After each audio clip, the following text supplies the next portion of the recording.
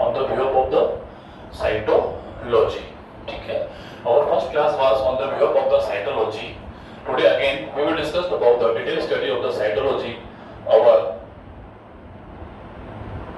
cell biology. Our cell biology.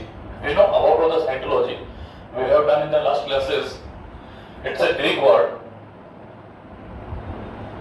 Cytos plus logos. Cytos mean cell and logos mean study. ठीक है, the study of cell is called cytology. Cytology में basically we will discuss about the structures of cytology. The structure of cell. Only we will discuss about of the structures of cell. Structures में basically we will discuss about of the morphology. Morphology of the cells. Morphology का mean होता है outer structure,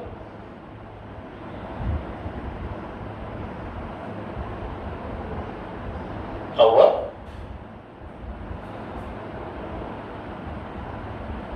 outer mean external. outer का mean होता है external, यानी outer जो we can observe, we can watch from naked eye, जिसको हम लोग आइज के हेल्प से देख सकते हैं. ठीक है, इट्स कॉल्ड मॉर्फोलॉजी और आउटर स्ट्रक्चर और external structures of the cells. ठीक है, तो बेसिकली साइटोलॉजी में we will discuss about the structures of cells. Only हम लोग सेल के स्ट्रक्चर्स के व्यू पे बात करेंगे. सेल के स्ट्रक्चर्स के व्यू पे हम लोग ओनली क्या करते हैं, डिस्कस करते हैं. तो what is the mean of the cytology? The structures of cell, the study of the structures of cell, it's called cytology. The structures of the cell, the structures of the study of the structures of cell, it's called cytology. And what is the mean of cell biology? What is the mean of cell biology? Cell biology में with of structure, we will discuss about the functions. Structure we will discuss structure first, second function of the cell, second functions of the cell, and third chemical compositions. Chemical compositions mean the internal study of the cell. की cell में which types of chemicals, किस type से chemicals cell से present होते हैं, कौन C content इसमें present होंगी. तो we will discuss about the structure with function and with chemical composition. ठीक है, साइटोलॉजी में we will discuss about of the structure of cell, यानी सेल के मॉर्फोलॉजिकल व्यूज को डिस्कस किया जाएगा, सेल के आउटर व्यूज को डिस्कस किया जाता है.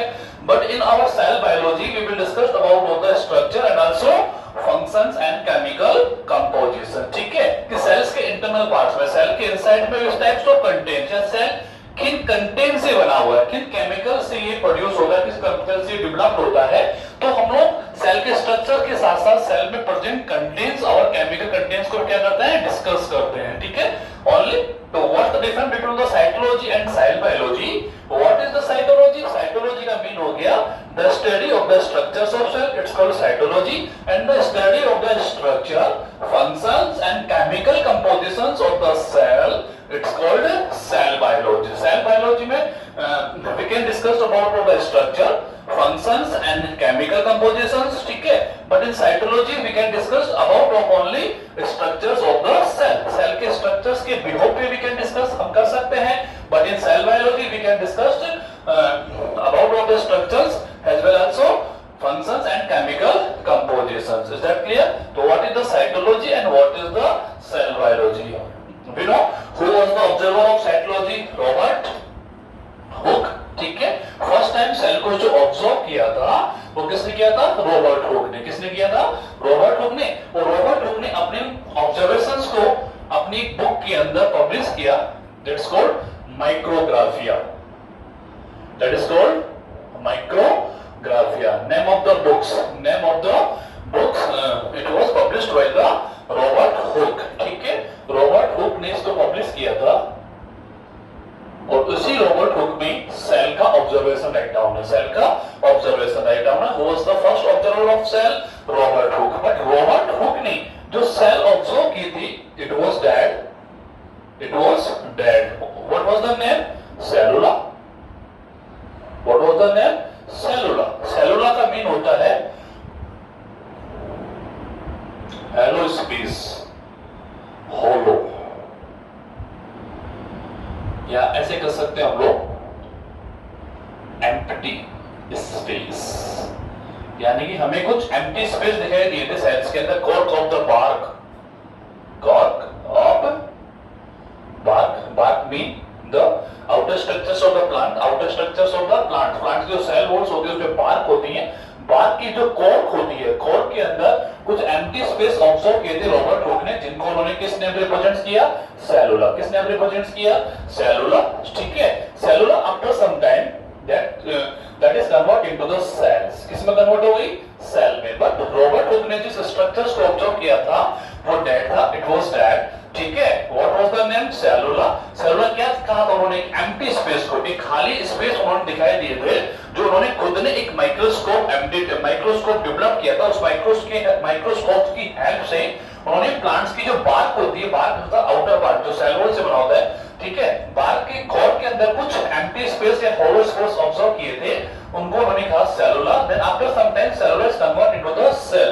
बट फर्स्ट लिविंग सेल जो ऑब्जर्व हुई थी, we have discussed Anthony von Leeuwenhoek, right now Anthony von Leeuwenhoek, he was the first observer of the living cells, he was the first observer of a living cell, first observer, यानी कि first जो living cells observe की थी plants के अंदर, किसमें? Plants में। ठीक है, प्लांट्स में फर्स्ट लिविंग सेल ऑब्जर्व की थी किसने? एंटोनी वॉन लुवेनहोक ने।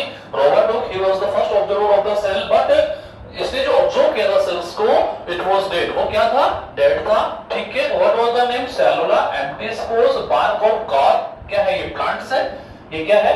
बार्क मतलब समझते हो ना आप लोग, प्लांट्स की जो आउटर एनवेलप होते हैं उसको हम लोग बार्क कहते हैं। बार्क में जो कॉर्टेक्स होते हैं, उस कॉर्क के अंदर उन्होंने कुछ empty space, hollow space observe किए थे, जिसको उन्होंने कहा था cellula. After some time cellula convert cells, ठीक है, और लिविंग सेल्स को ऑब्जर्व किया था एंटोनी वॉन लुवेनहोक ने। We have discussed in the last classes, okay. Today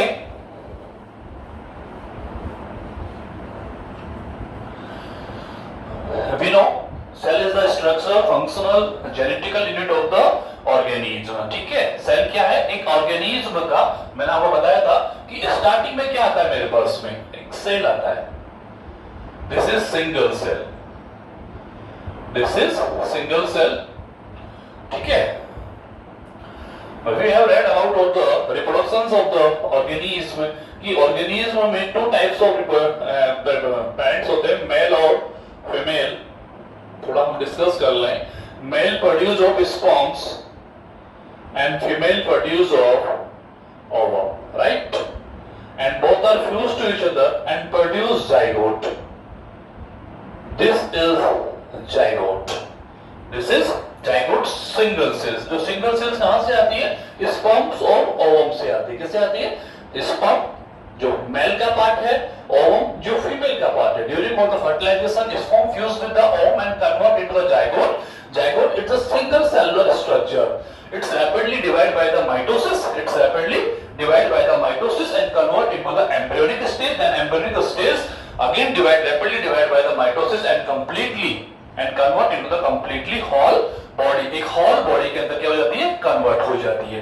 तो आप ध्यान रखें कि सिंगल सेल्स होती है वो डिवाइड होती है, और डिवाइड होकर ग्रुप ऑफ सेल्स प्रोड्यूस करेगी, group of cell, that is called tissue, that is called tissue. Tissue क्या है? The group of cell. Tissue क्या है? The group of cells. Cells का क्या होता है? ग्रुप होता है।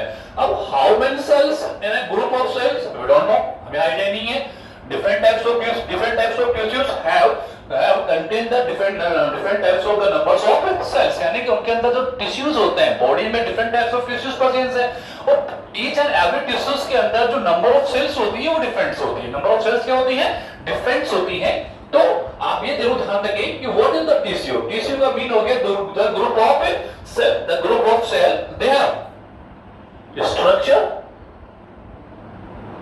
And function, structure and functions. अगर हम लोग स्ट्रक्चर्स और फंक्शंस की बात करें, all cells of the group, all cells of the group, group में जितने भी सेल्स प्रेजेंट होती हैं उन कंप्लीट सेल्स का स्ट्रक्चर सेम होगा और फंक्शन सेम होगा। ध्यान रखिए आप लोग इसको, उसी को टिश्यू कहा जाएगा, उसी ग्रुप को टिश्यू कहा जाएगा जिसमें all cells are similar regarding to structures and also functions, यानी जितने भी सेल्स होंगी उन टोटल सेल्स का स्ट्रक्चर्स इक्वल होगा, सेम होगा, और टोटल सेल्स का फंक्शंस भी क्या होता है, सेम होता है। ध्यान रखिए आप इस चीज को।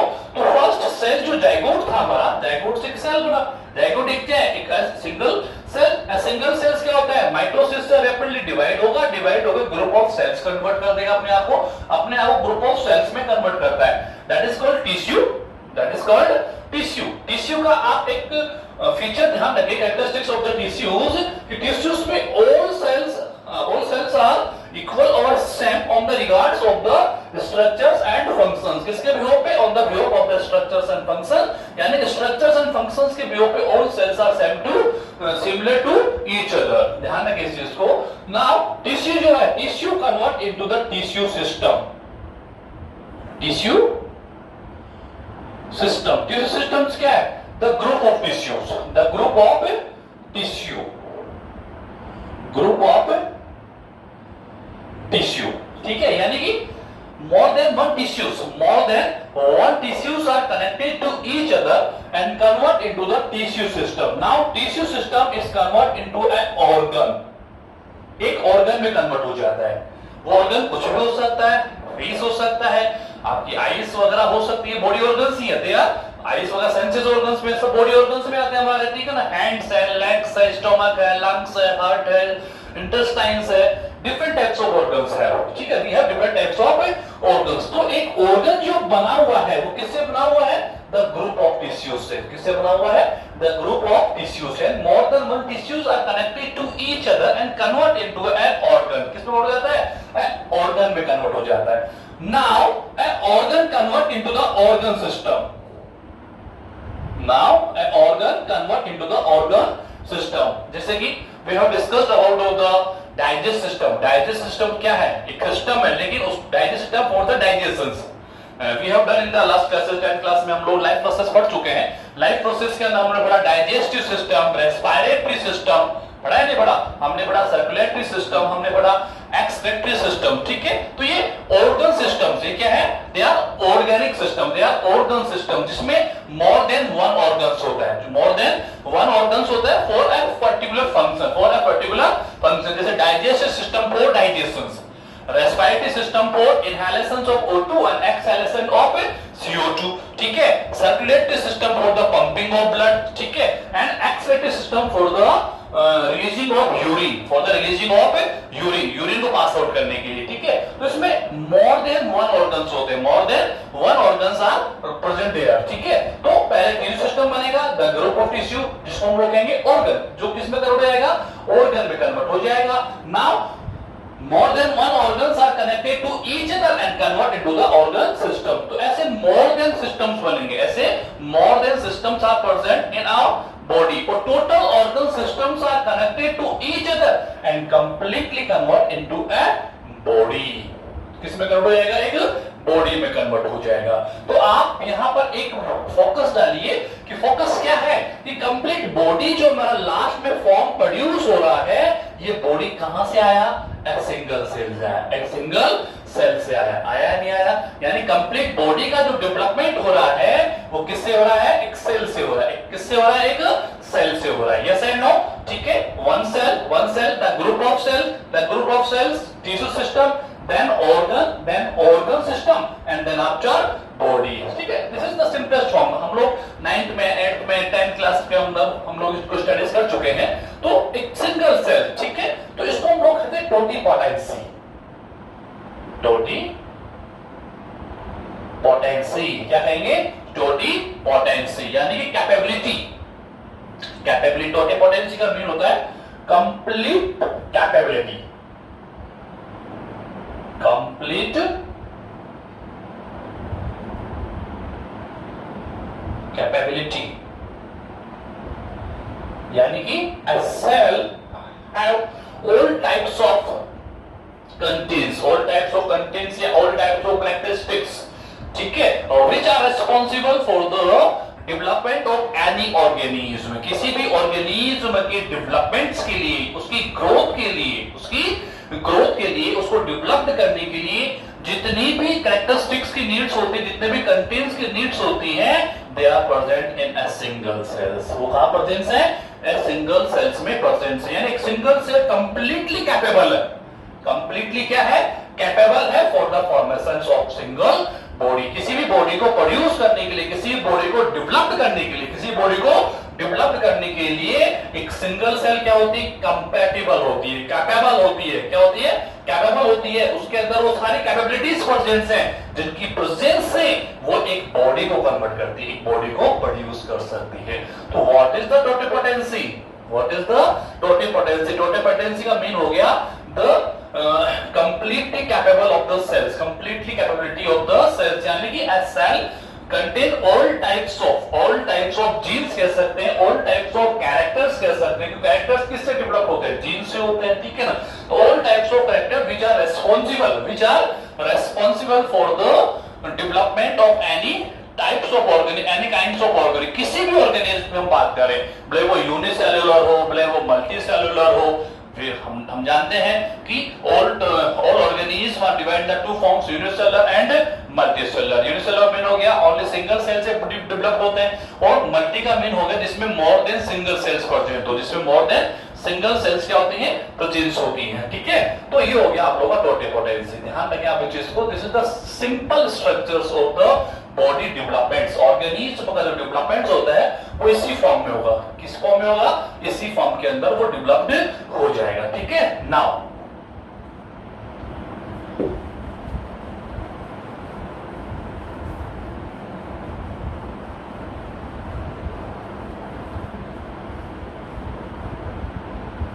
Generally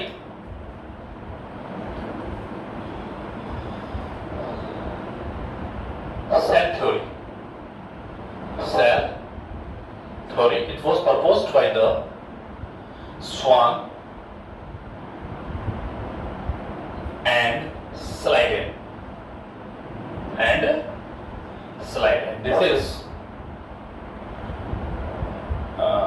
he was botanist, zoologist, okay, and he was botanist.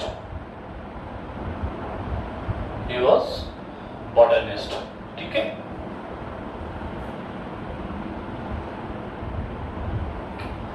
Botanist, ठीक ना? सवान वाज जूलॉजिस्ट था और स्लाइडन क्या थे? बोटेनिस्ट। दोनों जर्मन थे, दोनों क्या थे? जर्मन थे, जर्मनी से, ठीक है? German zoologist and German botanist. स्लाइडन botany पे यानी प्लांट्स पे वर्क करता था, और स्वान जो था वो जूलॉजिस्ट था। वो क्या था? जूलॉजिस्ट था। किसी भी बायोलॉजी, हमने यहाँ पर साइंटिस्ट का वर्ड यूज नहीं करते हैं हम लोग जो भी हम ब्रांच डिस्कस करते हैं, जूलॉजी बात कर रहे हैं, तो जूलॉजी को ऑब्जर्व करने वाले, जूलॉजी पे स्टडी करने वाले जूलॉजिस्ट हो जाते हैं। ब्रांच के एंड में इस्ट लगा दो, ब्रांच के एंड में क्या लगा दो? इस्ट लगा दो। जूलॉजिस्ट, बॉटनिस्ट, मॉर्फोलॉजिस्ट, ठीक है? जो भी आप ब्रांच ऑफ साइंस स्टडी कर रहे हैं उस ब्रांच के एंड में इस्ट लगा दो, दे आर ऑब्जर्वर। वो क्या हो जाएंगे? ऑब्जर्वर हो जाएंगे, ठीक है? तो स्वान जूलॉजिस्ट था और स्लाइडेन बॉटनिस्ट था, ठीक है ना?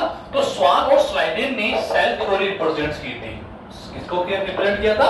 सेल थ्योरी को क्या किया था? रिप्रेजेंट किया था। उनका पहला पॉइंट था कि all living things composed by cell, all living things composed by the cell। जितनी भी सेल्स होती हैं वो क्या होती हैं? सेल से कंपोज्ड होती है। जितने भी लिविंग थिंग्स होंगी, all living things composed by the cells, ठीक है? सेकेंड फॉर्म उन्होंने दिया था कि सेल क्या है? A mass of protoplasm, a mass of protoplasm. Cell क्या है? A mass of protoplasm, which contain nucleus, center of the cell, जो किसको कंटेन करता है? न्यूक्लियस को कंट्रोल करता है। सेल्स के बिहेवियर पे थोड़ा बहुत नॉलेज आपके पास होना चाहिए, ठीक है? We are right now we are 11th class students, ठीक है? 10th 9th 8th class we have read, पढ़ चुके हम लोग। तो all living things composed by the cell, जितने भी लिविंग थिंग्स होती हैं वो सेल से मेड होती हैं। And mass of protoplasm, cell क्या है? Mass of protoplasm. प्रोटोप्लाज्म का क्या? एक सेंटर होता है, मास होता है, ठीक है ना।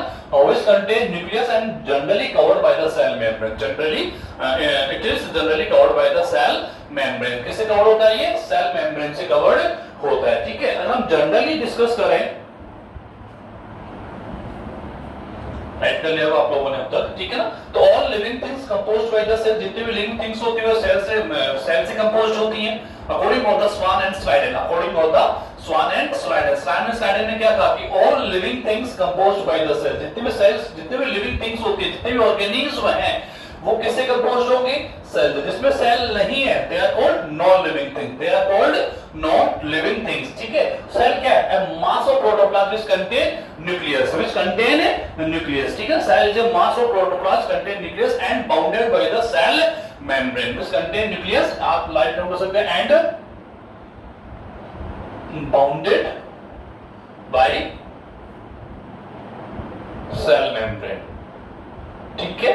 Rare form में cell wall also, but only in plants, ठीक है। जानते हैं हम लोग, this is the general theory, ठीक है। All living things composed by the cells, cells क्या है? Mass of protoplasm which contain nucleus and bounded by the cell membrane, and bounded by the cell membrane, ठीक है। कुछ समय बाद में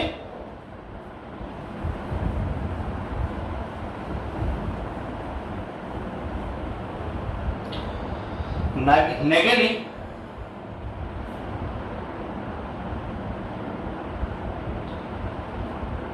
ठीक है। आफ्टर सम टाइम नेगेली इसी प्रोसेस पे आते हैं। किस प्रोसेस पे आते हैं? सेल थ्योरी प्रोसेस पे आते हैं। वो कहते हैं कि all new cells arise by pre existing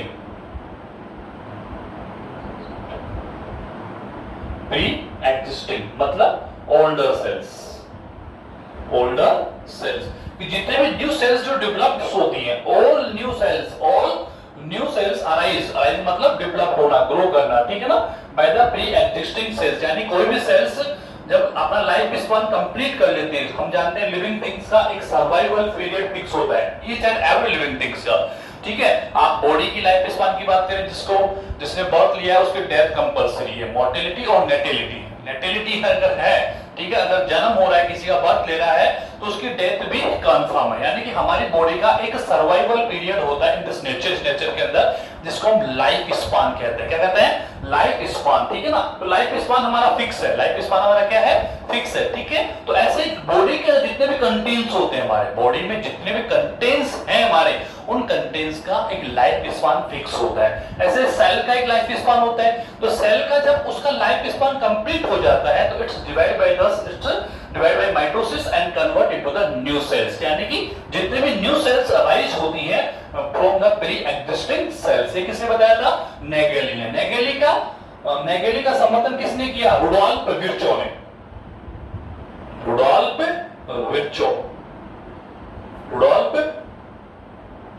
Virchow ने किसने किया? रुडोल्फ विर्चो ने किया। किसने किया? रुडोल्फ विर्चो ने एक कॉन्सेप्ट अडॉप्ट किया, ऑर्बिनस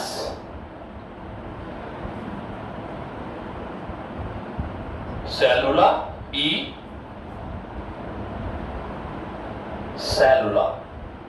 ऑर्बिनस का मीन होता है ओरिजिन, सेलुला का मीन हो गया सेल, अगेन सेल। तो ये जो एक सेल है वो तो है ओल्डर, और ये एक जो सेल है वो है क्या? न्यू। यानी कि ओल्डर सेल से न्यू सेल्स का ओरिजिन होना, ओल्डर सेल से न्यू सेल्स का ओरिजिन होना, ठीक है ना। पहले स्वान और स्लाइडेन ने अपने पॉइंट्स रखे, उसके आफ्टर नेगेली ने अपने पॉइंट्स रखे। नेगेली ने कहा कि all new cells arise from the pre existing cell. जितनी भी न्यू सेल्स होती हैं वो प्री एग्जिस्टिंग सेल से क्या होती है? राइज होती हैं, ठीक है। उसी कॉन्सेप्ट को किसने कर लिया? एग्री, रुडोल्फ विर्चो ने। बट उसने एक कॉन्सेप्ट नाम दे दिया, उसको क्या दिया? ऑर्बिनस सेलुलाई सेलुला। ऑर्बिनस सेलुलाई सेलुला, ठीक है ना। ऑर्बिनस का मीन होता है ओरिजिन, और सेलुला का मीन होता है one cell cell and several cell, यानी cell to cell, cell to cell, एक सेल दूसरे सेल्स को प्रोड्यूस करता है, एक सेल दूसरे सेल को क्या करता है, प्रोड्यूस करता है। मतलब वही हो गया कि all new cells arise from the pre existing cell. जितने भी न्यू सेल्स होती है वो किससे अराइज होती है, प्री एग्जिस्टिंग सेल से क्या होगी, वो अराइज होती है। ठीक है, तो नेगेली का मॉडल था जिसको हम लोग कहते हैं सेल लीनियस थ्योरी।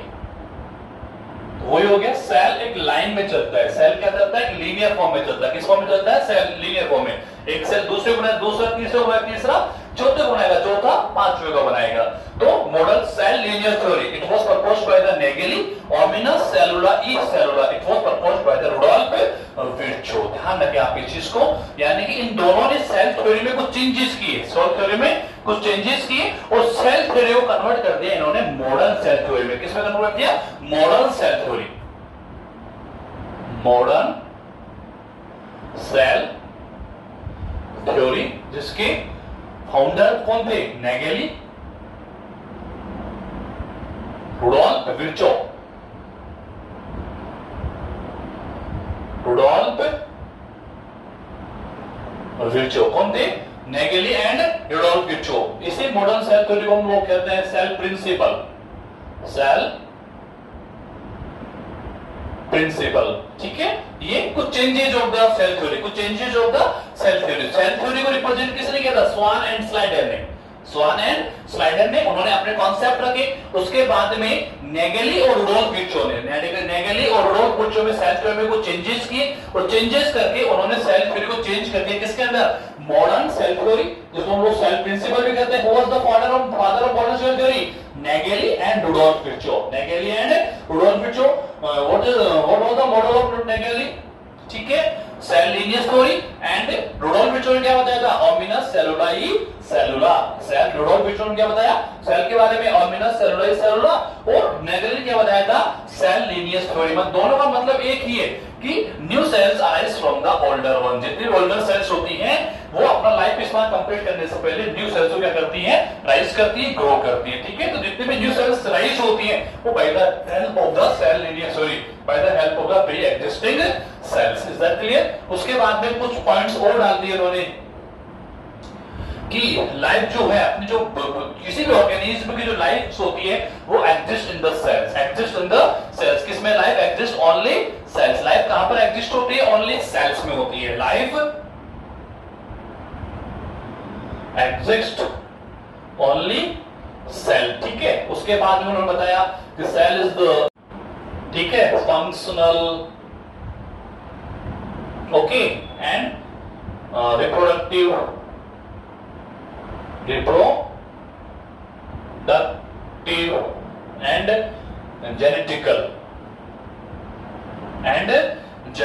जितने भी विटल प्रोसेस होते हैं, मेटाबॉलिकल प्रोसेस होते हैं, जितने भी रिएक्शंस होती है किसी भी ऑर्गेनिज्म की, वो all through of the cell, जितने भी all types of reactions, all types of metabolical activities, anabolical activities, catabolical activities, यानी ऑल टाइप्स ऑफ एक्टिविटीज, जितने भी ऑर्गेनिज्म की जो भी एक्टिविटीज कंप्लीट होती है वो by the process of cells, by the help of the cells. किसी थ्रू होती है, सेल्स की हेल्प से होती है। ठीक है ना, सेल बॉडी के स्ट्रक्चर को मेंटेन नहीं करता, स्ट्रक्चर के साथ साथ बॉडी के फंक्शंस को मेंटेन करता है। रिप्रोडक्टिव यानी न्यू जनरेशंस का फॉर्मेशंस भी कौन करता है, सेल्स करता है। कौन करता है, सेल्स करता है। स्पर्म्स हैं, ओवम्स हैं, they are also called cell. ये भी क्या कहलाते हैं, सेल्स ही तो है। स्पर्म्स को प्रोड्यूस करना, स्पर्म एक सेल है, एक भी क्या है, एक सेल है। दोनों फ्यूज होती है और एक नई जनरेशन को क्या करती है, वो डेवलप कर देती है। तो स्ट्रक्चर को मेंटेन करना, फंक्शंस को मेंटेन करना, एक न्यू जनरेशन को मेंटेन करना, और जेनेटिकल जीन्स को एक जनरेशन से दूसरे जनरेशन तक, पेरेंट से डॉटर तक जीन्स को कौन करता है, कैरी, सेल्स करती है। उसको ट्रांसमिशन कौन करता है, सेल्स करती है। यानी the transmission of cell from the parent to parent, parent to daughter, parents to daughter by the help of cells. यानी कि जितने भी सेल्स, अब हम जितने फंक्शंस की बात करते हैं, ऑल टाइप्स ऑफ फंक्शंस जो होते हैं that is completed by the cells. किसके थ्रू कंप्लीट होते हैं, बाय द सेल्स होते हैं। तो काफी इम्पोर्टेंट है कि life exist only cells. Life किसमें एग्जिस्ट, हमारी सेल्स में है। सेल स्ट्रक्चर के साथ साथ फंक्शंस है, जेनेटिकल है, रिप्रोडक्टिव है, मेटाबॉलिक एक्टिविटी जितनी भी होती है बॉडीज के, जितने भी टाइप्स के फंक्शंस होते हैं, जितने भी टाइप्स के वर्क्स होते हैं, all types of work done by the cells, all types of work done by the cells. ये किसने बताए, नेगेली और रुडोल्फ विर्चो ने, किसने बताया? नेगेली और Rudolf Virchow in the cell principles और मॉडर्न सेल थ्योरी, किसके अंदर बताया? मॉडर्न सेल थ्योरी के अंदर उन्होंने इन चीजों को क्या कर दिया? रिप्रेजेंट्स कर दिया। तो ध्यान रखें आप लोग कि सेल प्रिंसिपल और modern cell theory it was postulated by the Naegeli and Rudolf Virchow and cell theory was proposed by the swan and Schleiden. Schwann कौन था? जूलॉजिस्ट था। स्लाइडेन कौन था? Botanist, German zoologist and German botanist. इन्होंने cell theory represent किया था। Cell theory में कुछ चेंजेस हुए, that is converted into the cell principles or modern cell theory. It was given by the Nageli and Rudolf Virchow. तो Nageli और Rudolf Virchow में दो क्वेश्चन वेरी इंपॉर्टेंट कि Nageli what is the model of, what was the model of Nageli? The cell lineage theory, the cell lineage theory, and what is the concept of Rudolf Virchow? Omina celluli, cellular दोनों का mean होता है कि the new cells arise from the pre-existing cells। जितनी भी new sales होती हैं वो किससे राइज होती है? प्री-एक्जिस्टिंग सेल से राइज होती है। किससे राइज होती है? प्री-एक्जिस्टिंग सेल से राइज होती है। ठीक है, तो ये हो गया आप लोगों का सेल थ्योरी। ठीक है, ध्यान रखिए स्वान एंड स्लाइडेन।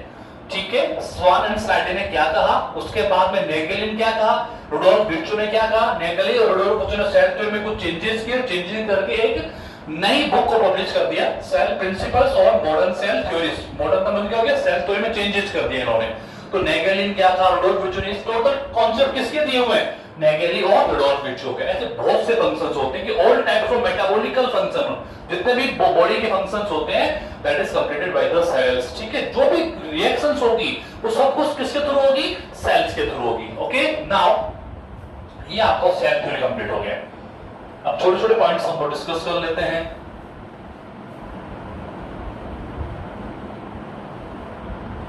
जैसे कि सेल साइज, सेल साइज। ठीक है, तो साइज के प्रयोग पे हम लोग बेसिकली स्मॉलेस्ट और लार्जेस्ट की बात करते हैं। ठीक है, तो स्मॉलेस्ट में तो नेम आता है PPLO, ये होता है 0.1 माइक्रोमीटर टू 0.3 माइक्रोमीटर। ठीक है, PPLO का मीन हो गया फ्लूरो निमोनिया लाइक ऑर्गेनिज्म। ठीक है, फ्लूरो निमोनिया लाइक ऑर्गेनिज्म एक डिजीज को डेवलप करता है। ठीक है, सबसे स्मॉलेस्ट सेल इसकी, सबसे स्मॉलेस्ट जो सेल है वो किसकी है? PPLO की है। किसकी है? PPLO की है। ठीक है, और लार्जेस्ट की अगर आप बात करते हैं तो लार्जेस्ट में ऑस्ट्रिच एग पढ़ा होगा आप लोगों ने। ऑस्ट्रिच एग जो अप्रोक्स 170 मल्टीप्लाई जो होता है 170 मल्टीप्लाई 155 mm आई थिंक, देख लेना आप लोग बुक में मिल जाएगा। ठीक है, तो लार्जेस्ट सेल जो होती है वो ऑस्ट्रिच एग की होती है। अगर हम लोग ह्यूमंस की बात कर रहे हैं तो ह्यूमंस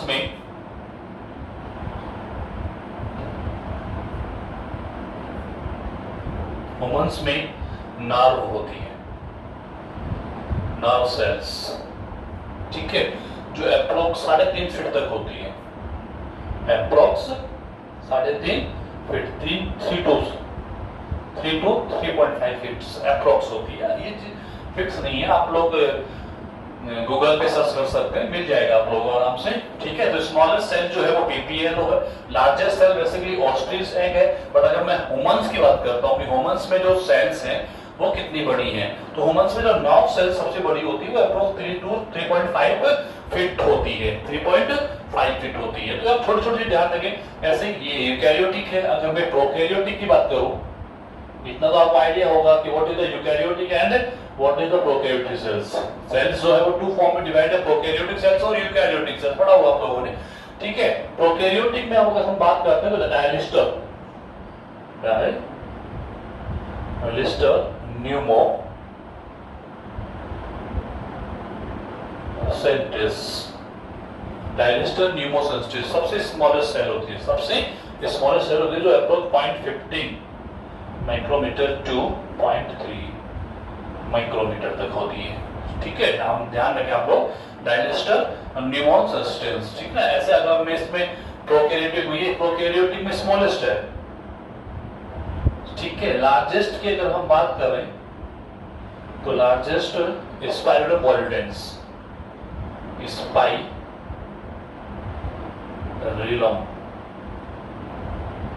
वॉलिडेंस, स्पाइरुलम वॉलिडेंस, इसका शेप स्पाइरल फॉर्म में होता है, जस्ट लाइक, ठीक है। तो इसका नाम है स्पाइरुलम वॉलिडेंस होता है, ठीक है। स्पाइरुलम वॉलिडेंस होता है,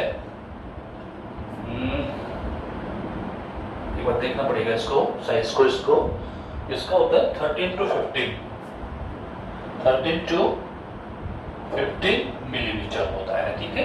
तो आप ध्यान रखें, बेसिकली दो वर्ड्स सबसे इंपॉर्टेंट है इसमें, PPLO, what is hello, PPLO 0.1 micrometer to 0.3 micrometer, largest में ऑस्ट्रिच एग आता है, ठीक है। प्रोकैरियोटिक में स्मॉलेस्ट है डायरेस्टर न्यूमोसेंटिस, और लार्जेस्ट कौन है, स्पाइरुलम वॉलिडेंस। और ह्यूमंस में कौन आता है, नर्व सेल्स होती है, कौन आती है, नर्व सेल्स होती है। नाउ ये हो गया, ठीक है। उसके बाद आता है cell cell, these are the normal topics। Cell का सेल बेसिकली स्पेरिकल मिल सकता है आप लोगों को, स्पेरिकल मिल सकता है, सर्कुलर मिल सकता है, ओके, एंड रोड शेप मिल सकता है, एंड स्टार शेप मिल सकता है, ठीक है। या पॉलीमॉर्फिक होते हैं, ये पॉलीमॉर्फिक होते हैं, मतलब सेल्स की शेप डिफरेंट होती है, इसमें कोई खास क्वेश्चन बनता नहीं, क्वेश्चन आते भी नहीं है, बट फिर भी ध्यान रखिए, स्पेरिकल, सर्कुलर हो सकता है, रोड शेप, स्टार है, पॉलीमॉर्फिक, कोमा शेप में भी होते हैं ये, ठीक है। सेल्स की जो शेप होती है वो कोमा भी होती है, डिफरेंट टाइप्स ऑफ शेप, क्या होती है इसकी, डिफरेंट टाइप्स होती है, पॉलीगोनल सेल्स भी होती हैं। तो cell shape it's not important topic, but cell size का ध्यान रखें, सेल शेप हो गया, स्पेरिकल सेल साइज हो गया, ठीक है। नेक्स्ट क्लास में हम डिस्कस करेंगे द चार्ट ऑफ सेल्स, ठीक है, कि सेल्स किन किन कंटेंट से मिलकर बना हुआ होता है, और फिर हम detail wise step by step एक एक पॉइंट्स को we will discuss in the regular classes, okay. Every students please focus on the studies. Lockdowns we have no idea कि कब तक लॉकडाउन रहने वाला है, जब तक हम घर पे हैं, सेफ हैं, stay home stay safe, stay home और stay safe. We are students, we are educated, ठीक है। हमें इस चीज को फील करना चाहिए, अंडरस्टैंड करना चाहिए, हम खुद भी इस चीज को फील करें कि वायरस का अटैक बहुत ज्यादा है, हमें घर से बाहर नहीं निकलना है, हमें घर के अंदर ही रहना है, और जितने भी आपके फैमिली मेंबर्स हैं उनको आप मोटिवेट करें, अर्जेंट वर्क होने के दौरान ही, ड्यूरिंग ऑफ द अर्जेंसी, कि वो कोई इमरजेंसी है तो ही हम घर से बाहर निकलें, बाकी हम घर के अंदर ही रहें, हमारी स्टडीज करते रहें, हम जो भी कर सकते हैं घर पे रहकर, जितना हम यूजेस कर सकते हैं टाइम को, जितना हम टाइम को यूज कर सकते हैं, टाइम की वैल्यूज को अंडरस्टैंड कर सकते हैं, we can study in every environment, हम किसी भी टाइप्स के एनवायरनमेंट में स्टडी कर सकते हैं, नो प्रॉब्लम्स, और that is the suitable environment for the studies, कि हमारे पास कुछ भी नहीं है, हम टोटली घर पर हैं, घर पे रुके हुए हैं, तो हम आराम से easily we can study approx 3 to 4 hours daily. It's a short time for you, बहुत short time आप लोगों के लिए। I think this is the new class, ठीक है, new class है, but you are completely mature, prepare for the 11th classes। तो 10th class में बहुत हार्ड वर्क करके आप आए हैं, उसी हार्ड वर्क को आप लोग रेगुलर मेंटेन करेंगे, और मेंटेन करते हुए जितने भी टीचर्स के कॉन्सेप्ट या वीडियोस आप तक फॉरवर्ड हो रहे हैं, उन वीडियोस को इजीली आप डिस्कस करें, स्टडी करें। एनी प्रॉब्लम्स, कोई भी क्यूरीज अगर आपको डेवलप हो रही है, कोई भी क्यूरीज आपको पुट करनी है, तो आप उस टीचर के पर्सनल व्हाट्सएप नंबर पे मैसेज फॉरवर्ड करना स्टार्ट कर दें। फिजिक्स में गणेश सर आपके क्लासेस ले रहे हैं, नेक्स्ट वीक सुभाष सर को स्टार्ट कर देंगे, 2 फिजिक्स हो जाएंगे। ऐसे राइट टाइम चेतन सर की वीडियो जा रहे हैं, हम अर्षिता मैम को इन्वॉल्व कर देंगे, ठीक है। बायो में मेरे वीडियोस चले, नेक्स्ट वीडियो में आप लोगों को गिरधारी सर की वीडियोस भी सेंड करना स्टार्ट कर दिए जाएंगे। तो 2 बायोलॉजी, 2 केमिस्ट्री और 2 फिजिक्स और 2 मैथमेटिक्स, ठीक है। ये वीडियोस आपको रेगुलर वे में फॉरवर्ड होते रहेंगे। एवरी स्टूडेंट्स, जितने भी स्टूडेंट्स इस ग्रुप पे जुड़े हुए हैं, उनको 2 मंथ के अंदर मई और जून ये क्लासेस रेगुलर रहने वाली है, इनमें कोई ब्रेकअप नहीं है, ठीक है। अभी टाइम फ्रॉम आपका बहुत शॉर्ट है, इसी टाइम फ्रेम को हम वीक टू वीक इंक्रीज करते जाएंगे। अभी ऑल्टरनेट डेज में क्लास चल रही है, नेक्स्ट वीक हम इस चीज को 4 to 5 डेज में मेंशन करने वाले हैं, okay. Thank you, stay home stay safe.